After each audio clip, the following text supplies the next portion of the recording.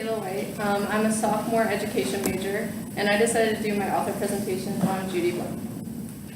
So just a little background information. Judy Blume was born on February 12, 1938, which makes her 78 years old. She has 3 grown children and 1 grandchild. So in the top left corner, that's a picture of Judy Blume herself. In the right side, that's her and her oldest son. And then in the bottom left corner is all of her children and her grandchild. So Judy Blume has been writing her whole life. Even in elementary school, she liked to write about make up characters and stories.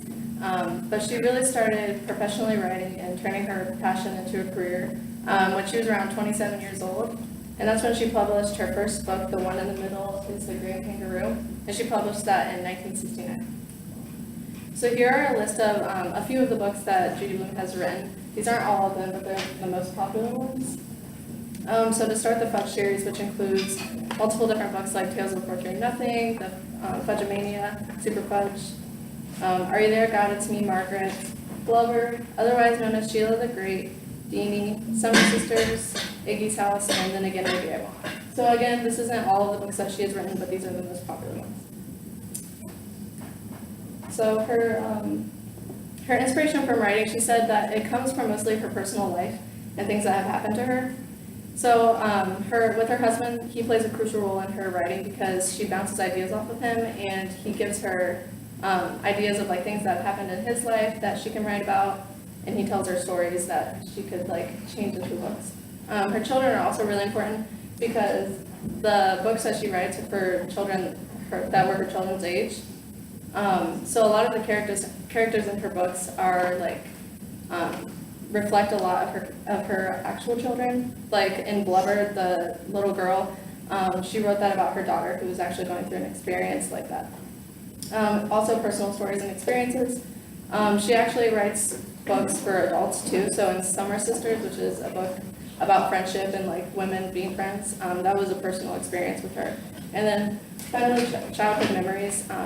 That's what she wrote about. The one in the middle is The Green Kangaroo, because the main character reminds her of her brother, and a lot of the stories were of when her and her brother were young, things that they would do.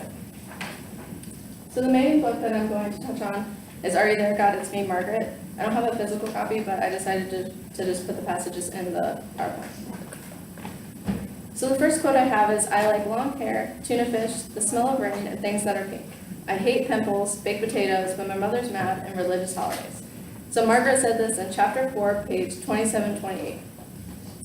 Margaret is writing this as her About Me assignment that she was assigned at the very beginning of the school year. And I think this quote really shows that she's a normal little girl that likes long hair and pink things, but that she also is dealing with a lot deeper things like her faith and her relationship with her mother. So the second quote that I chose was, as long as she loves me and I love her, what difference does religion make? So again, Margaret said this in chapter 23 on page 141. So this is when Margaret is really realizing that just because she has a different religion than her family and friends, that that doesn't mean that she can't love them and be close with them, and that everyone is individual and everyone has their own beliefs. And just because you don't believe the same thing as someone else doesn't mean that you're wrong. And then the third and final quote that I have is, you always believe everything you hear about other people. And now Mouse said that in chapter 25 on page 146. And this is when Mouse is asking Margaret this at the end of the book, because Margaret is falsely judging one of her fellow classmates, Laura. And Mouse just wants to point out that, you can't always believe the rumors that you hear, and that she shouldn't believe everyone. She should go to Laura and figure out what is actually true.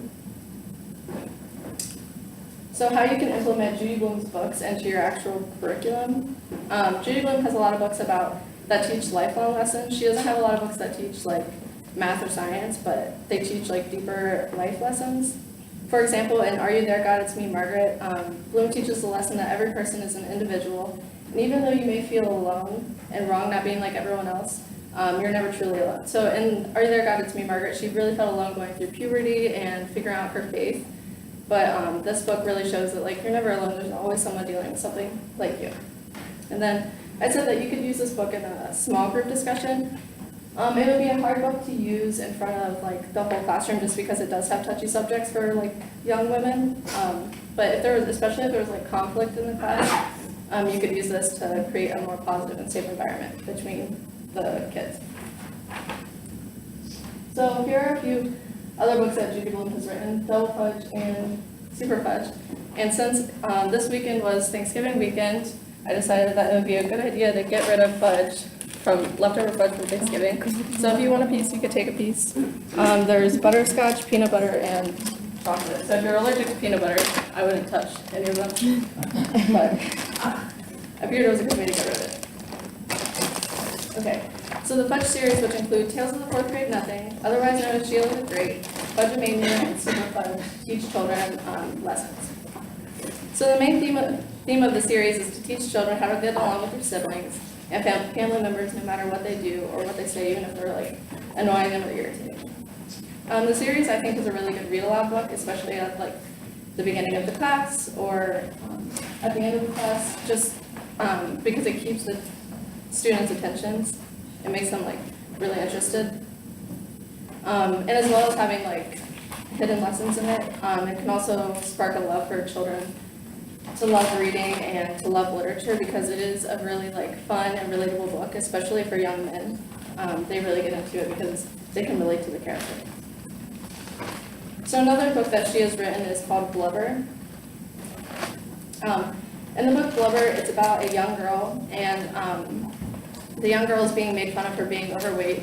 And at the beginning of the school year, she does a presentation on whales and how their like extra fat is called blubber. And then the bully in the class decides to like call her Blubber and make that her nickname. And the actual character telling the story is kind of like it's like an outsider, and she is just kind of watching the bullying happening and not doing anything about it. And I think this is a really essential book, especially for late elementary, early middle school, because you know it shows the other side of bullying and how it can truly affect someone's life, and that just because you're watching someone be bullied, you should like prevent that from happening, because if it was happening to you, you would want someone to stand up for you. So Judy Blume has made an impact on every one of her readers, from creating a feeling that you are never alone to teaching lessons about friendship, love, and faith. Blume has changed many lives. And also she can make a huge impact in the classroom by, like I said, causing discussion and by sparking a love and for children to love reading and loving literature.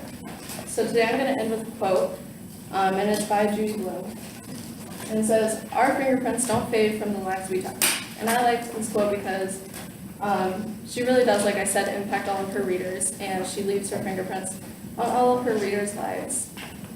And thank you.